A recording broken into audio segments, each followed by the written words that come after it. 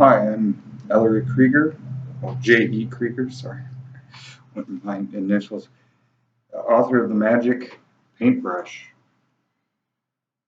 a book that incorporates a lot of art history I painted the cover. It's my Starry Night. You've probably already read the book detail. I was going to go ahead and read the first chapter, or at least the first 6 pages of the first chapter. The book was inspired by fathers and sons passing the craft of creative art to a son, much like with my father.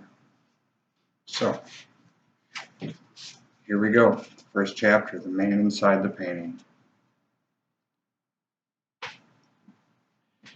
In the Holbein Museum of Fine Art, where nothing interesting ever happened, and no one ever had anything interesting to say, an inquisitive young boy wandered from room to room. He rarely passed another living soul. Those he did pass didn't seem to notice him at all. They were too busy talking at a whisper to the paintings hanging on the walls. It's important for them to use as many dull and boring words possible to discuss the dull and boring art. Because that's what you do in an art museum. That's how you enjoy fine art. Occasionally, someone will shout, "Absolutely exquisite," in a high-pitched squeal. This type of behavior is not to be tolerated. Excitement is never allowed in the museum, under any circumstances. You are to stare at the paintings, discuss their finer points, and what you find overall to be lacking. This is the objective of the critic or the snob, to point out the faults and the flaws in the artist's work, as they meander on a continual pilgrimage to dissect painting after painting until there is nothing left but an objectionable opinion. Thankfully, the young boy went fairly unnoticed by these connoisseurs of fine art, gasping and gawking at the paintings. That is, until his eyes focused in on a portrait of a young man unknown to him and the rest of the world.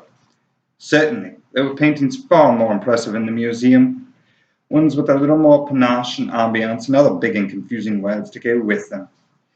He could have picked from any number of names that are terribly difficult to pronounce, from Ter Broch to Van Eyck to Hogarth, names that leave a cough in your throat.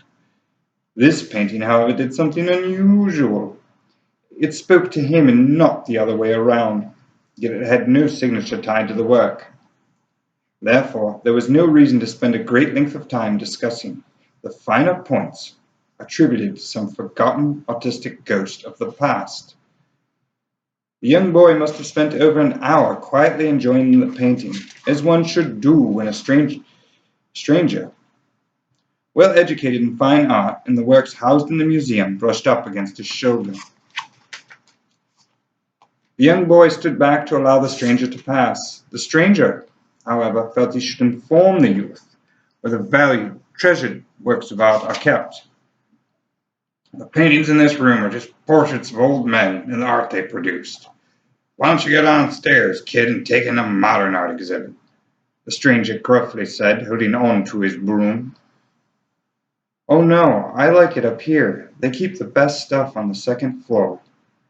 The young boy replied with an unappreciated opinion of his own. The stranger set his broom against the wall as he leaned closer to the painting, his eyes inches from the canvas. Hey kid, who is he anyways, the peasant boy in the painting? I'm not sure. There's no signature. Nothing to attribute this interesting fact. All I know about art is ducks land and geese take off in these things. Never been much of a portrait lover. Well, there's more to it than that. For instance, this painting, despite its flaws. Yeah, okay, whatever. The museum will be closing shortly, and I've got a job to do, so hurry up. The janitor, having clarified his point about the importance of fine art, pushed his broom across the floor and vanished down the stairs. The young boy was all alone with the paintings on the second floor. Most of the day was gone. Tired, he sat down on a bench and began to daydream with his head in his hand. Hours later, he woke to the sound of a man speaking in a strange poetic verse. "Hello over there! Are you awake?"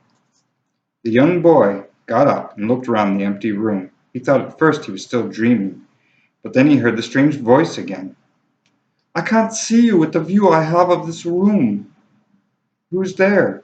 the young boy replied to the dull and boring art.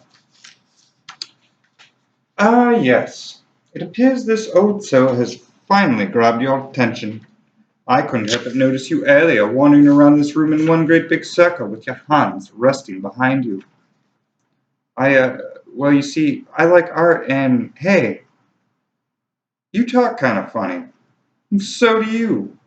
Now, why have you been wandering the frigid hallways of this museum, speaking to yourself and no one else for that matter? I like to look at the paintings. They inspire me. Say, where are you?" "I'm in the far corner of the room," the voice replied cheeringly with a drawn-out echo. The young boy looked around the room again, but he still couldn't see anyone, nor find the source of that drawn-out echo bouncing off the walls of the museum. "All I see is a painting of some sunflowers and an empty field by Malay." "Quit wasting time on a clock that only ticks one way. I'm over here, by the Malay." The young boy got up and went searching for the peculiar voice that insisted on speaking with him. He was sure he was the only one standing in the room until he looked deeply into the eyes of a portrait of a man covered in dust and cobwebs. Thank you. There's the first 6 pages of the Magic Paintbrush. I hope you enjoy his tale. 550 years of being trapped in a painting.